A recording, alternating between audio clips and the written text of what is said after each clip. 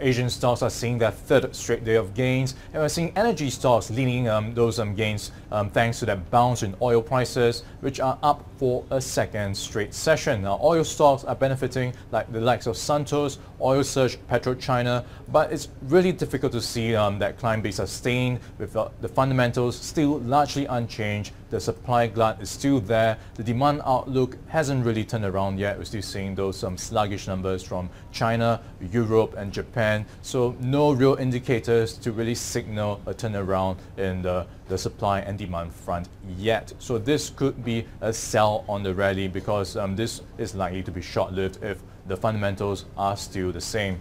Seeing that sentiment though spilling over into commodity stocks as well. Copper prices, iron ore prices as well drifting higher. That's helping mining stocks like Fortescue Metals and BHP Billiton.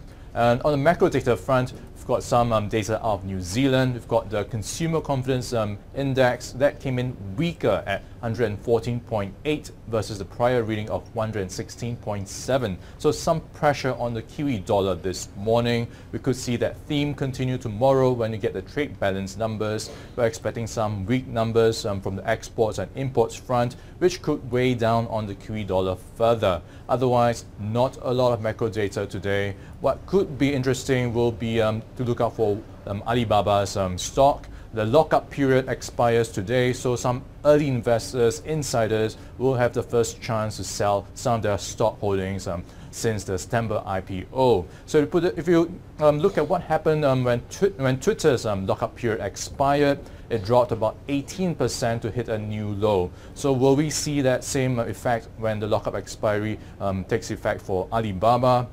So far, investors don't look too concerned. That could be because the 8.1 million shares that's being freed up just represents about 2.5% of the current free float. So on a wider perspective, not a big dent. What will be more interesting to look out for will be the next round of lockup expiries in March and September next year.